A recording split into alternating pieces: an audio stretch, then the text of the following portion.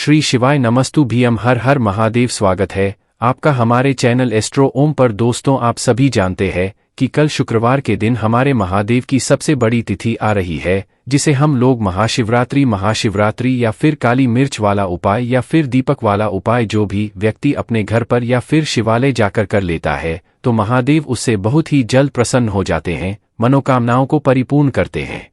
अगर आप अपने जीवन में धन प्राप्त नहीं कर पा रहे हैं, व्यापार अच्छे से नहीं चल रहा है, नौकरी में आए दिन कोई ना कोई समस्या बनी रहती है, घर में बहुत ज्यादा परिस्थितियां खराब चल रही हैं, तो पूज्य गुरुजी ने कहा कि आपको इस महाशिवरात्रि खास होने वाला है, बहुत ही विशेष होने वाला है।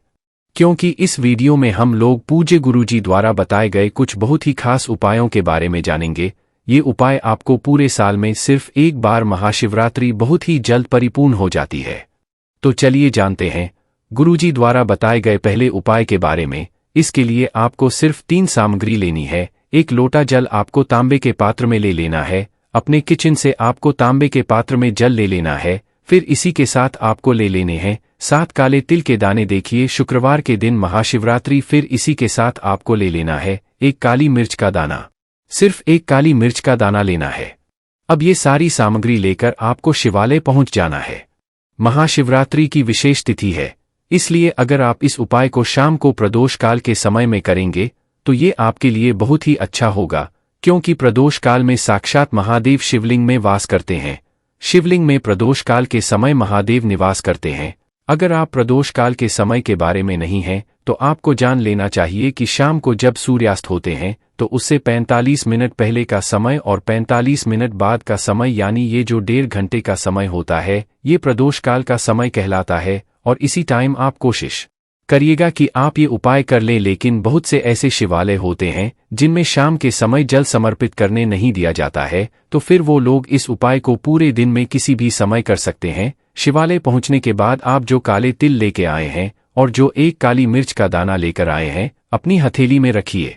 हथेली में रखने के बाद महादेव से प्रार्थना करिए कि मेरे जीवन में आर्थिक समस्याएं बहुत ज्यादा हैं, मेरे जीवन में संकट बहुत ज्यादा हैं। ऐसा लग रहा है मुझे कि मेरे घर में कुछ ना कुछ बाहरी शक्ति है, कोई भी नकारात्मक ऊर्जा है, जिसकी वजह से ना व्यापार अच्छे से चल रहा है, ना ही धन प्राप्त हो पा रहा है, ना ही मेरा कोई भी कार्य सफल हो पा रहा है। जिस भी कार्य के लिए आप ये उपाय कर रहे हैं या फिर जिस भी मनोकामना के लिए आप उपाय कर रहे हैं, तो उसको बोल आप महादेव से प्रार्थना कर लीजिए और फिर आप ये सारी सामग्री शिवलिंग के ऊपर समर्पित कर दीजिए।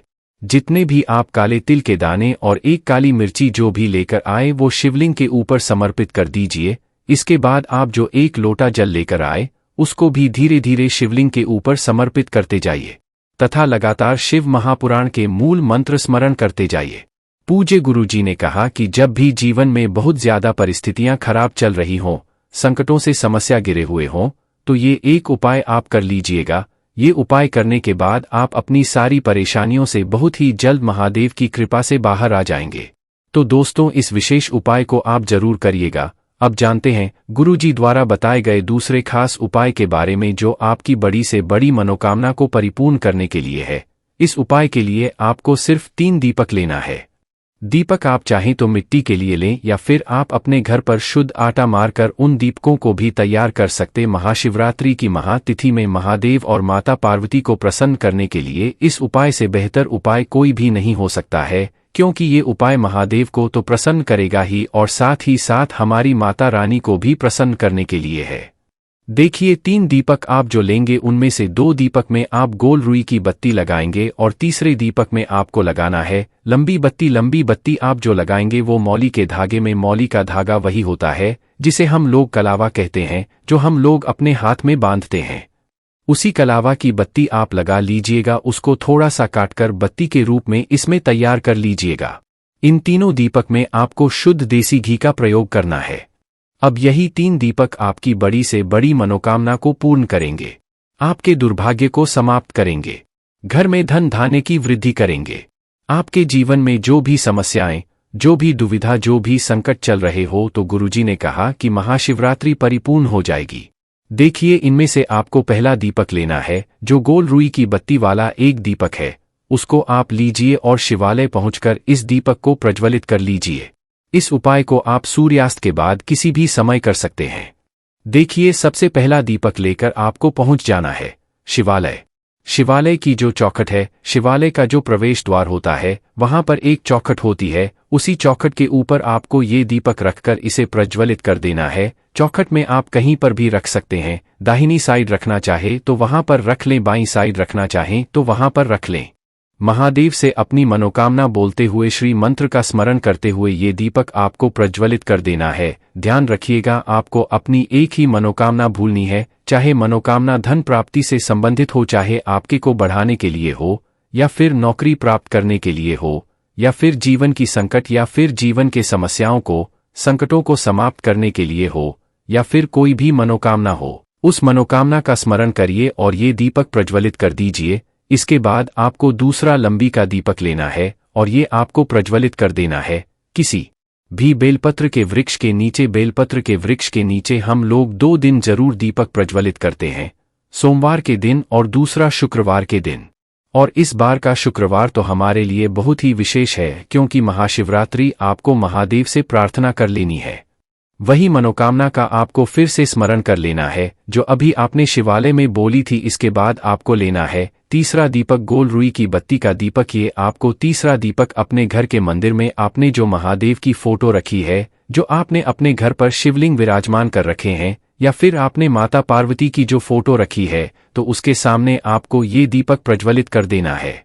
तीसरा गोल रुई की बत्ती का दीपक जब आप प्रज्वलित करेंगे तो भी आपको श्री शिवा नमस्तव मंत्र का स्मरण कर लेना है और वही मनोकामना फिर से यहाँ पर बोल देनी है।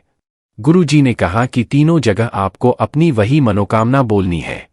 सिर्फ वही एक मनोकामना आपको बोलनी है और मंत्र का स्मरण कर लेना है। गुरु जी कहते हैं कि महाशिवरात्रि बताए गए तीसरे और सबसे आखिरी उपाय के बारे में, ये उपाय उन लोगों को करना है जिनके घर में बहुत ज्यादा लड़ाई झगड़ा होता है। देखिए, इस उपाय के लिए आपको गेहूं की बाली ले लेनी है। सामने आपको गेहूं की बाली दिखाई जा रही है। ये होती है गेहूं की बाली, यानी इनमें कई गेहूं एक साथ लगे रहते हैं। ये आपको साथ ले लेनी है। लेकिन अब शहरों में अगर आप रह रहे हैं और आपके पास गेहूं की बाली नहीं है, तो फिर आप 7 गेहूं के दानों का भी इस्तेमाल कर सकते हैं। लोगों को ये उपाय करना है जिनमें बहुत ज्यादा लड़ाई झगड़ा होता है। देखिए, हो सकता है पति पत्नी में बहुत ज्यादा लड़ाई झगड़ा होता है, या फिर पिता पुत्र में बहुत ज्यादा लड़ाई झगड़ा होता है, या फिर किसी से भी घर में किसी भी सदस्य से बहुत ज्यादा लड़ाई झगड़ा होता है, तो कोई भी एक सदस्य इस उपाय को कर सकता है। आपको ये गेहूं के दाने या गेहूं की बाली लेनी है और इसको अपनी हथेली में बंद करना है, मुट्ठी में बंद करना है, और अपने घर के हर एक कमरे में आपको घूम जाना है। घर के हर एक में घूमते हुए आपको लगातार श्री शिवा नमः मंत्र का स्मरण करते रहना है।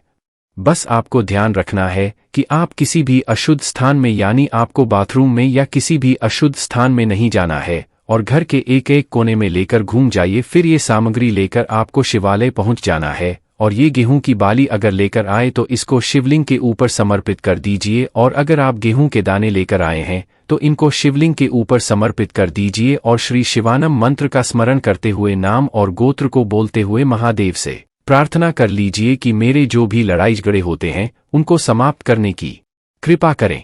पूज्य गुरु जी ने कहा कि महाशिवरात्रि किया गया ये उपाय आपके जीवन की सारी लड़ाई झगड़ों को समाप्त कर देता है। पूज्य गुरु जी के ये सभी उपाय बहुत ही ज्यादा खास और विषय से जरूर कीजिएगा। वीडियो अगर पसंद आए तो लाइक जरूर करना, साथ ही साथ चैनल को सब्सक्राइब जरूर कीजिएगा। श्री शिवाय नमस्तुभ्यम। हर हर महादेव।